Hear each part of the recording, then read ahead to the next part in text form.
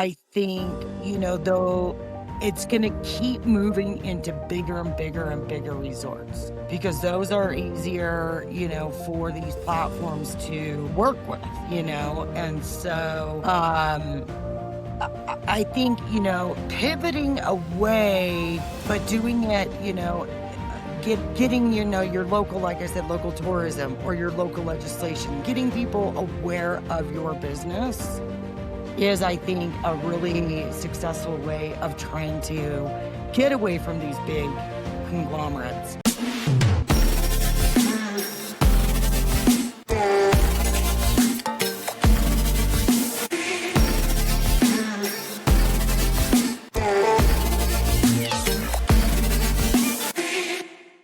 Hi, everyone. Welcome to another episode of the Smart Insight podcast. I am your host, Adefunke Agbekwe. Today, I have the pleasure to be joined by Brandie Hardman, the owner of Boulder Mountain Guest Ranch. Brandie, how are you today? Doing well, thank you. And how are you? I'm very well, thank you. I'm so excited to have you on this podcast. So, Brandie, before we get into the podcast questions, would you mind telling us about yourself and your company? Well, so we are located in Boulder, Utah. So we're in a very remote location, which is great for a lot of reasons and then some not. Anyways, this is we go into a really slow period during the winter months, but so we call it our season. So we've been in operation for 17 years. We have a variety of accommodations from cabins to traditional Mongolian yurts to lodge rooms. We have an on-site restaurant, and we try to do as local and organic as possible. We even raise our own grass-fed, grass-finished, rotationally grazed beef on private land, and so that's a really unique feature for our restaurant. And then we sit on 170 acres, and it's of unobstructed views. So the way it was really funny how we got involved with it was we always say that the ranch found us. We did not find the ranch. My husband and I, before we bought the ranch, ended up getting married in Boulder, Utah. We actually stayed at the ranch, and the old owners were going to tear down the existing buildings and turn it into a 5-acre home lot, and sell several lots. So when that deal fell through, that was about a year and a half after we got married down in Boulder. They called us and they said that we were the perfect fit. And 2 days later, we came and walked the land with them, and then that's how we became owners of the Boulder Mountain Guest Ranch. Great name. Brilliant. That's amazing. Thank you so much for, introducing yourself. So we are going to dive into the topic. And the topic before us today is why short-term letting leaders are rethinking reliance on Airbnb and Booking.com. So this is a huge topic right now, especially as owners are looking to dive more into direct bookings as opposed to the, Airbnb and .com. So for years, we know that Airbnb and Booking.com, they were undisputed kings. So what's the single biggest shift you are seeing right now that is forcing short-term letting leaders to rethink their reliance on these major platforms? Well, the shift overall, I mean, it is very hard to, compete because even with the SEOs and being it's really hard to get around their kind of savvy way of dominating the online marketing. I'm seeing that being, one of the bigger shifts. They have more advertising dollars that they can spend for commercials and so on and so forth. So it's really forcing the public to utilize these platforms because they're really, it's more convenient for everybody, it seems to be.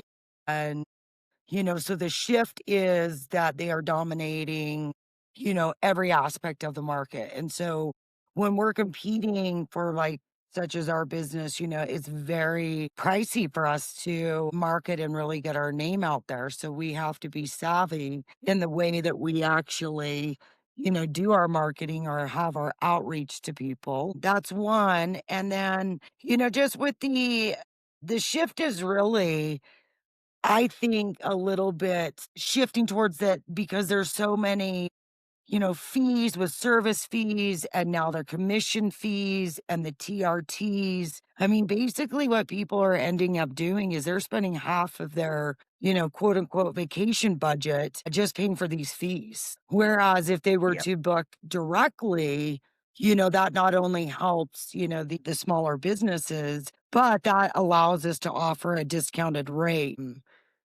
that, maybe they wouldn't be getting through the OTAs.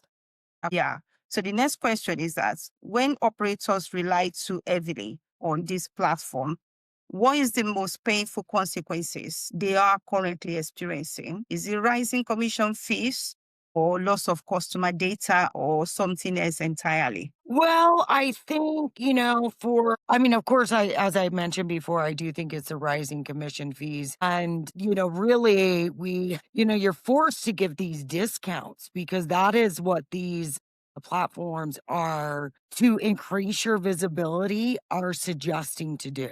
So they actually want you to discount your rate on top of the commission fees so that you can get more visibility. Which just gives them, more control over, what rates they wanna put out there and Yeah. how they, juggle those rates, but I think that's one of, the most painful consequences is because you're forced to really reduce the amount of income that you would on your rooms. And then also that forces you to raise your rates as well. And so with the customer data, we've found that just depending on, we have a really good reservation system that we have a lot of contact with the customer and we have been able to recover some of that customer data, and that's probably not one of our, biggest shifts. I think it's really that it's the competition. That's what we've learned the most is that we are in constant competition and even with other facilities, accommodation facilities that are even outside of our area. And so the more visibility for, like, a larger town, it almost is thwarting our efforts of, having visitors come in for this really unique experience at a place like ours, which is a hidden gem. And so I think, it's just not having that visibility is Thank you so much. So that brings us to the control gap. So the core issue often comes down to control. How much valuable customer data and direct relationship power are operators giving up by letting this platform own their own guest experience? right. Well, you are I feel that, they kind of force you to I mean, I hate to say that, but that, they force you to kind of mold your profiles, your pictures, whatever. I mean, ultimately, they are in control of how your business is seen by the end user. And Yeah. so you lose that, giving them your uh description of, even your accommodation, they have full control on how that is marketed or how that is communicated to the end user. And so they are taking away that guest experience altogether. And so the guest Mhm. experience, they're seeing it through the eyes of the OTAs because you're only allowed to post so many, pictures. And it goes back to also that, even your descriptions of your facility, they have total control over that. And so it does, you lose that connection with your potential customer. So it makes us have to work twice as hard to gain back that guest experience because when they arrive at your property, they've already got in mind what they're expecting. and what their plans are for, Yeah. their stay there. And so I've seen it really actually be a negative thing for us when, guests come in and they have no idea what our property offers. And so now we're forced to educate them very quickly so that they Yeah. understand all the amenities that we can offer. Absolutely. And that brought us to the, like the alternative solutions that, you've been advocating for a shift to direct bookings and owned channels. So what's the first most critical step a short-term letting leader rather must take to successfully build their own profitable direct booking engine? Well, I really think that with us, it is providing a very informative and intuitive reservation system, very easy for the guest. And it's almost that when they're using it, the guest will get inside information of what's going on that the general public wouldn't Mhm. normally get. And so whether, we're going to have like live music at a restaurant or something like that, they are the first to find out. And so if we are doing any specials or we're on property events or entertainment,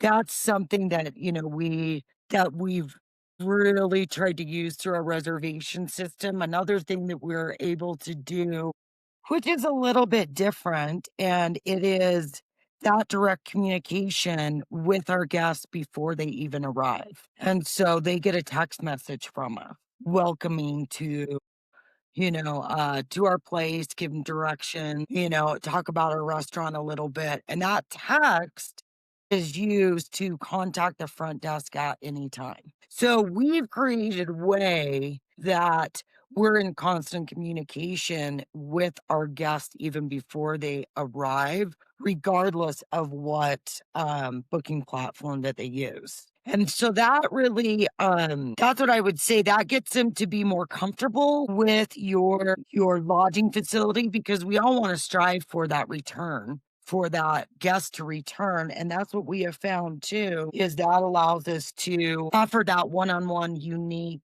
relationship with our guest. And so it's from the time that they book to the time that they leave the property. They check out. Amazing. Amazing. But yeah, but Thank you really so much making for it your very, very simple to book, very easily. Yeah. Yeah, thank you so much. So that's going to take us to the success story. So can you then share with me a quick anonymized example of an operator who you have successfully reduced their reliance on the major platforms and what measurable impact that it has had on their profit margin? Well, what we've done is really try to work with tour groups we do a lot of we've kind of shifted our total reliance on the individual tourism or tourists coming through because that is very, vital, like, it can you're kinda live and die by,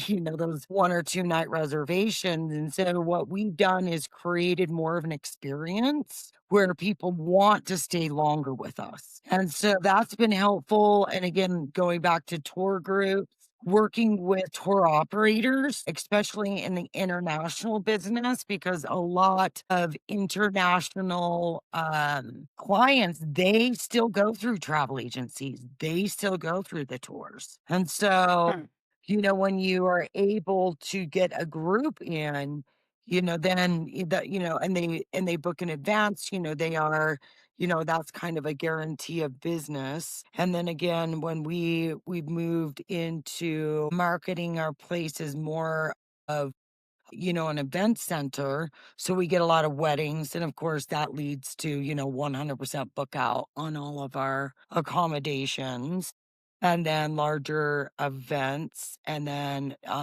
marketing ourselves to places like retreat, and we even work with like educational programs. So what we've done, to make us more successful is to diversify the way that we address business. Amazing. Amazing. So that takes us to I think this is the last question in this episode.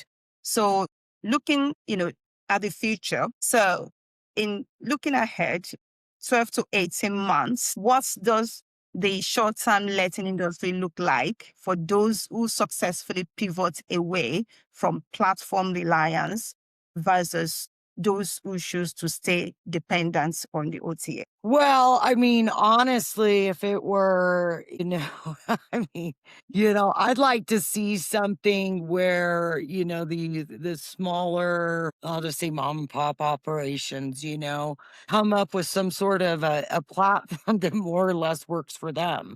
And I think that I think the BART gets the most attention. And so I think it's really important to get very involved with the your local tourism offices and see what kind of opportunities that they have. I think, though it's going to keep moving into bigger and bigger and bigger resorts because those are easier, for these platforms to work with, and so,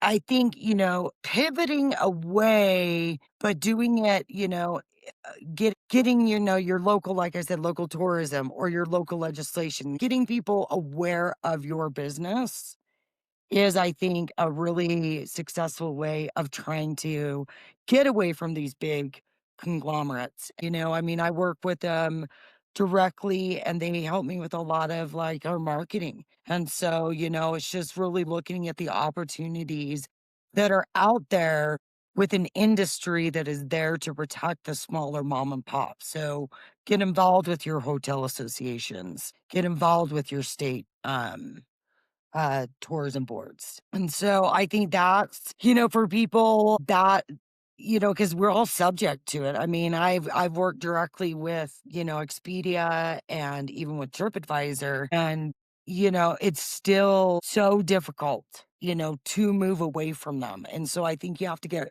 really creative in the way that you're marketing your establishment. Amazing, amazing. So I think the key how is awareness for the operators and getting involved. Right. Thank you so much for your insights. It's been really, really pleasure hosting you on this show today. Well, great. Well, thank you so much for the opportunity. Thank you.